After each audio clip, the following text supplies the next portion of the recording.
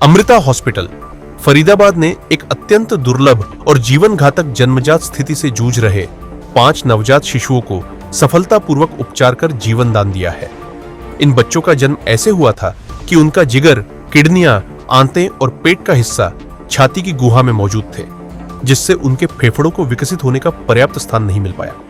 इस स्थिति को कंजेनिटल डायफ्रामेटिक हर्निया CDH कहा जाता है और यह हर 5000 जन्मों में लगभग एक बार देखने को मिलती है।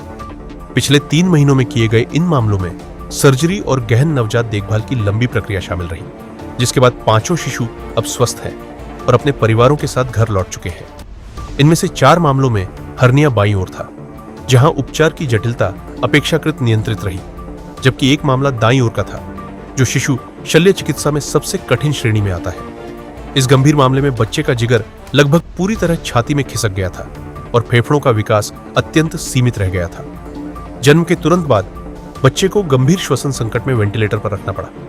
सर्जरी के दौरान डॉक्टरों ने अत्यंत सटीकता के साथ जिगर और आंतों को उनकी प्राकृतिक स्थिति में वापस स्थापित किया और डायफ्राम का पुनर्निर्माण स्थानीय ऊतकों की मदद से किया।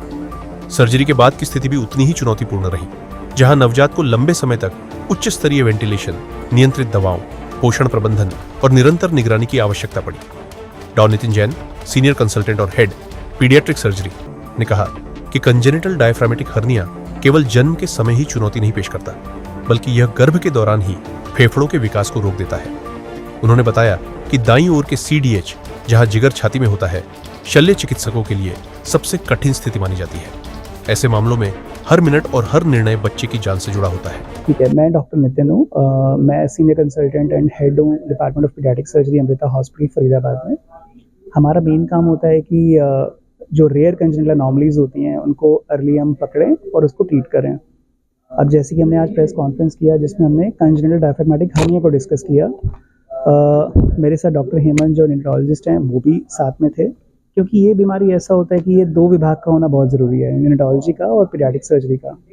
सबसे पहले इम्पॉर्टेंट है कि हम क्या समझते हैं इस बीमारी से। डायफ्राम एक ऐसी चीज़ है जो छाती और पेट को सेपरेट करती है, एक तरह की ऐसी झिल्ली होती है।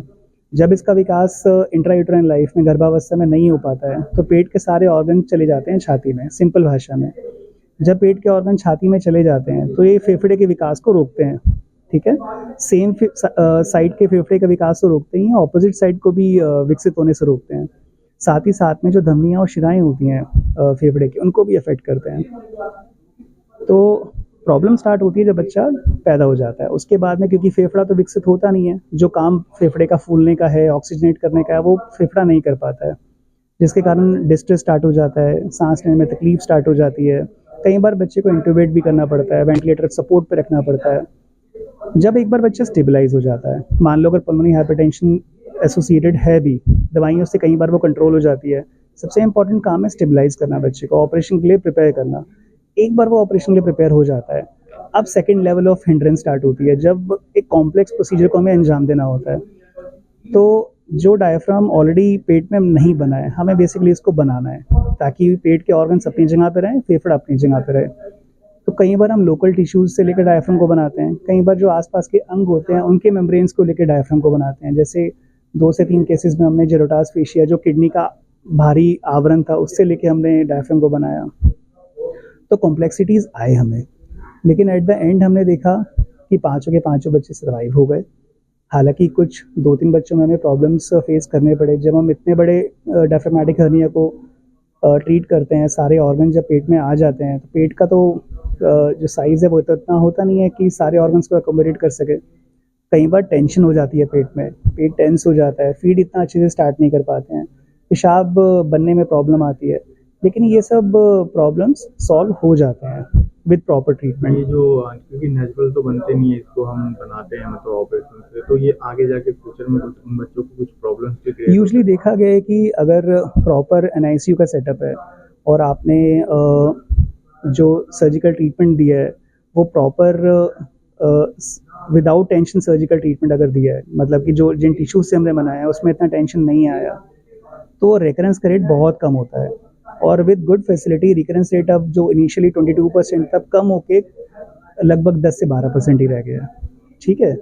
और इसके अलावा क्या पेचीदगियाँ आ सकती हैं, क्योंकि फेफड़े का जो इन्फ्लेशन है, फेफड़े का जो विकास है, फेफड़ा तो आराम आराम से फूलता है।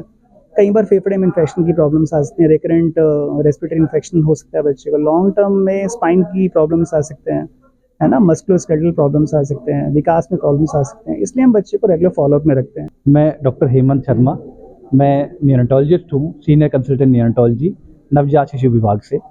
तो हम क्योंकि ये 5 CDH कॉन्जेनिटल डायफ्रेगमेटिक हर्निया, जिसके अंदर क्या होता है, डायफ्राम एक पर्दा होता है छाती और पेट के बीच में, और जो किसी कारण नहीं बनता, और जो पेट के अंग हैं वो छाती में चले जाते हैं।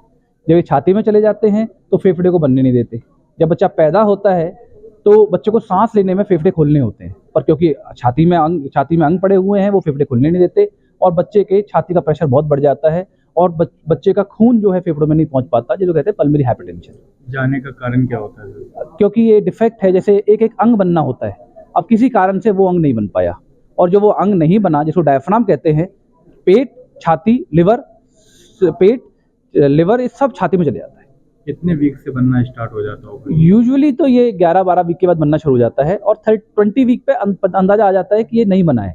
पर कई बार ये डिफेक्ट छोटा होता है जो पता नहीं चल पाता, और वो लेटर ऑन 20, 25, 30, और जब पेट बढ़ रहा होता है अंदर, जब वो ऊपर घुसना शुरू कर देता है। जैसे कि 1 लेवल का तो अल्ट्रासाउंड में तो नहीं पता चलता होगा, 2 लेवल 2 के अल्ट्रासाउंड में पता चल जाता है काफ़ी बारी, पर काफ़ी बार मिस भी हो जाता है कि अगर बहुत छोटा डिफेक्ट है। सी, हमको बाहर से देखना है, तो बाहर से सारी चीज़ इतनी नहीं हो पाती है। Everything can not be predicted, it's just अंदाज़ा है।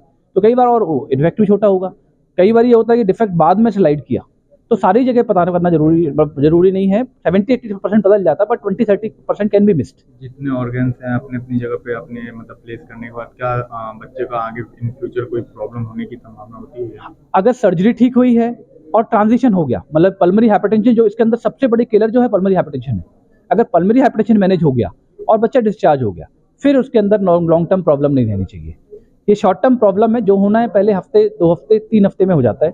अगर बच्चा पहले 10-15 दिन पार कर जाता है तो बच्चा ठीक होगा।